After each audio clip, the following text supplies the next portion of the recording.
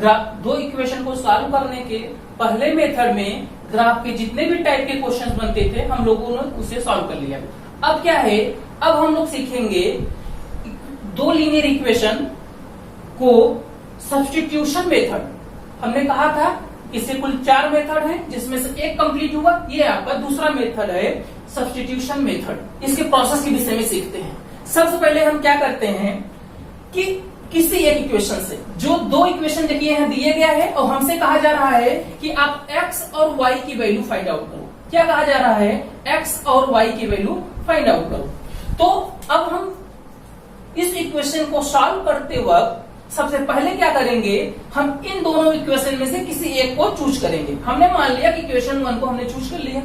अब इस इक्वेशन से क्या करेंगे कि किसी एक वेरिएबल को अकेला कर देंगे। हमने सिखाया है कि किसी एक वेरिएबल को दूसरे वेरिएबल के फॉर्म में लिख देंगे। तो हमने कहा हम x को y के फॉर्म में लिखेंगे। फिर इसके बाद जब x की वैल्यू हमें मिल जाएगी हम उस x की वैल्यू के ले जाके इक्वेशन नंबर 2 में पुट करेंगे। बस इतना ध्यान रखिएगा कि अगर इक्वेशन 1 से आपने एक वेरिएबल को दूसरे वेरिएबल के फॉर्म में रखा है तो कभी भी आप पहले इक्वेशन से निकाली गई वैल्यू को, पहले इक्वेशन से निकाली गई वैल्यू को आप हमेशा इक्वेशन नंबर 2 में रखेंगे। ठीक है, अगर आप इक्वेशन 1 से ही x की वैल्यू को y के फॉर्म में लिखा और इक्वेशन 1 में ही ले जाकर अगर आपने पुट कर दिया तो सब उल्टा सीधा हो जाएगा। इतनी बात समझ में आई। तो आप क्या करेंगे, इक्वेशन 1 से निकाली गई वैल्यू को इक्वेशन 2 में पुट करेंगे और उसे सॉल्व करेंगे तो y की वैल्यू आपको वहां से मिल जाएगी। और y की वैल्यू मिल गई, फिर आप ले जाकर के इक्वेशन नंबर 1 में पुट कर देंगे तो आपको x की भी वैल्यू मिल जाएगी। तो इतनी बात समझ में आई। तो सब्स्टिट्यूशन मेथड बहुत आसान है। आइए सॉल्व करते हैं और देखते हैं कि क्या क्या प्रोसेस इसमें यूज होते हैं। कोई दिक्कत नहीं बात समझने में। तो हमने कहा कि अब ये इक्वेशन 1 है आपके पास ना, तो हम इसी इक्वेशन को यूज करते हैं। तो अब बताइए, हमने कहा हम इक्वेशन 1 ले रहे हैं तो यहां से लिखना पड़ेगा आपको फ्रॉम इक्वेशन 1।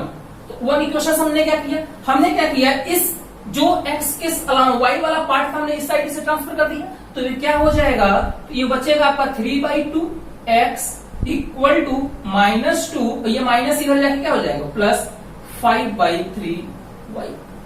कोई दिक्कत, इतनी बात समझ में आई। अब क्या करें, अब x की वैल्यू हमने क्या सीखा है, x को अगर अकेला करना है तो इसके साथ जो मल्टीप्लाई है उसको भी उधर लेके जाते हैं। यहां पर सिर्फ x रहेगा, इसका कोफिशिएंट क्या होना चाहिए, सिर्फ 1। तो यहाँ पे क्या है 3/2, तो 3/2 को भी हम क्या करते हैं ट्रांसफर कर देते हैं। तो इसे ट्रांसफर करेंगे तो क्या हो जाएगा, देखिए तो ये बचेगा क्या, x equal to -2 plus 5/3 y। अब देखिए ये क्या है, इधर 3 मल्टीप्लाई है और 2 डिवाइड है, तो इधर आके 2 मल्टीप्लाई हो जाएगा और 3 डिवाइड हो जाएगा। कोई दिक्कत इतनी बात समझने में।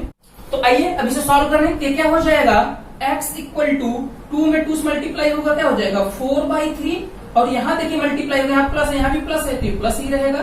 क्या हो जाएगा 2 और 5 10, 3 और 3 इंटू हो जाएगा 9y। कोई दिक्कत, तो यहां से देखिए आपको x की वैल्यू y के फॉर्म में मिल गई। तो अब हम क्या करते हैं, इस वैल्यू को ले जाके इक्वेशन नंबर 2 में प्रतिस्थापित कर देते हैं। क्या करेंगे, प्रतिस्थापित कर देंगे, सब्स्टिट्यूट कर देंगे। इतनी बात समझ में आई। तो अब क्या करते हैं, जहां पर x दिखे यहां पर ये वैल्यू हमें क्या करना है, प्रतिस्थापित कर देना है, सब्स्टिट्यूट कर देना है। अब देखिए ये क्या हो जाएगा, तो हमने इस इक्वेशन को यूज किया। तो हमने कहा फ्रॉम इक्वेशन 2, तो क्या हो जाए, जहां x है यहां x है तो हम क्या लिखेंगे ये वैल्यू, तो -4/3 प्लस 10/9y अपॉन देखिए 1/3। कोई दिक्कत, या ऐसे लिखते हैं, ऐसे भी सही है ऐसे भी सही है। ठीक है, यहां क्या है प्लस y/2 इक्वल टू 13/6। कोई दिक्कत नहीं बात समझने में। तो सबसे पहले क्या करते हैं, इसे सॉल्व करते हैं। तो इसे सॉल्व करेंगे तो देखिए क्या आ जाएगा, 9 4 से मल्टीप्लाई करेंगे तो 9 4 जा 36 माइनस 36, 3 का मल्टीप्लाई 10 में करेंगे तो क्या आ जाएगा प्लस 30y अपॉन यहां मल्टीप्लाई करेंगे तो क्या आ जाएगा 3 इंटू 9 27। और देखिए ये आपका ऑलरेडी 3 था तो मल्टीप्लाई 3 कर लीजिए, कोई बात हो गया मल्टीप्लाई।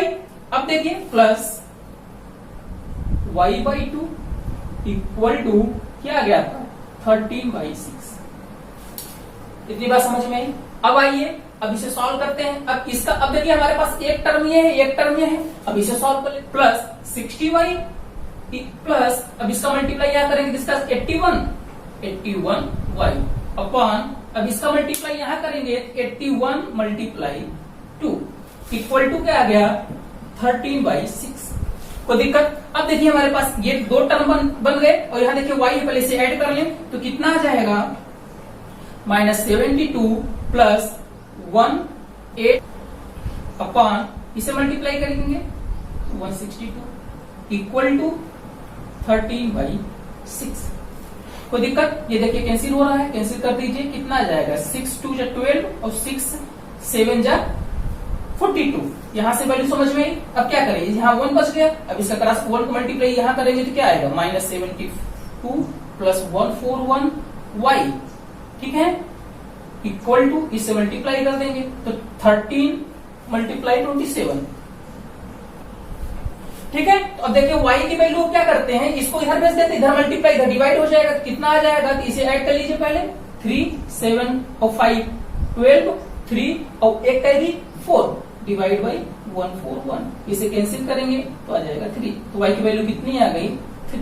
ये हमारा y की वैल्यू आ गया, ठीक है। अब क्या करें, अब इस y की वैल्यू को ले जाकर इस इक्वेशन में जो हमने ये फॉर्म में लिखा था, इक्वेशन नंबर 3 था, जो बेसिक इक्वेशन दिए गए थे 1 और 2, और जो हमने कन्वर्जन किया था x को y के फॉर्म में लिखा था, इक्वेशन हमने क्या मान लिया 3। तो अब ले जाकर y की वैल्यू यहाँ पे पुट कर देते हैं, और जब यहाँ y की वैल्यू पुट करेंगे तो देखिए क्या आता है, तो वहां से x की वैल्यू निकल के आएगी, क्या आएगी x की वैल्यू आएगी। आइए पुट करते हैं, आइए y की वैल्यू कितनी आई है 3, तो आइए यहाँ पुट करते हैं, जहां भी y हो वहां 3 रख दीजिए, तो -4/3 प्लस 10/9 इंटू 3। देखिए यहाँ y था, हमने क्या रख दिया, y है, यहाँ पे क्या रख दिया 3, ठीक है।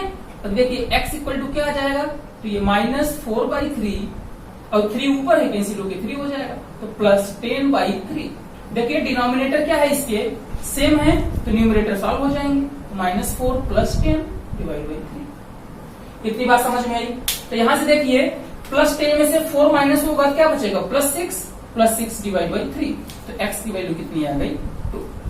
ये आपका आंसर हो गया। तो आपसे x और y की वैल्यू पूछी गई थी, ये है आपका x की और ये है आपका y। तो सिर्फ इसमें एक सिंपल सा लॉजिक है कि एक इक्वेशन से किसी एक इक्वेशन को आप यूज करके एक वेरिएबल को दूसरे वेरिएबल के फॉर्म में लिख लीजिए, ठीक है। जिस इक्वेशन को आपने यूज किया है उसके अलावा जो दूसरा इक्वेशन है उसमें ले जाके इस x की वैल्यू को पुट कर दीजिए, और फिर सोल्यूशन तो आता ही है, सॉल्व करना बेसिक्स पढ़े हम लोग। सारे इक्वेशंस को सॉल्व करते हुए आप y की वैल्यू पाएंगे, y की वैल्यू आते ही ले जाके आप इस इक्वेशन में रख के x की वैल्यू फाइंड आउट कर लीजिए। कोई दिक्कत इतनी बात समझने में। तो ये था आपका प्रतिस्थापन मेथड या सब्स्टिट्यूशन मेथड। कोई दिक्कत इसको सॉल्व करने में, ठीक है। तो आज की क्लास बस इतनी ही। Thank you.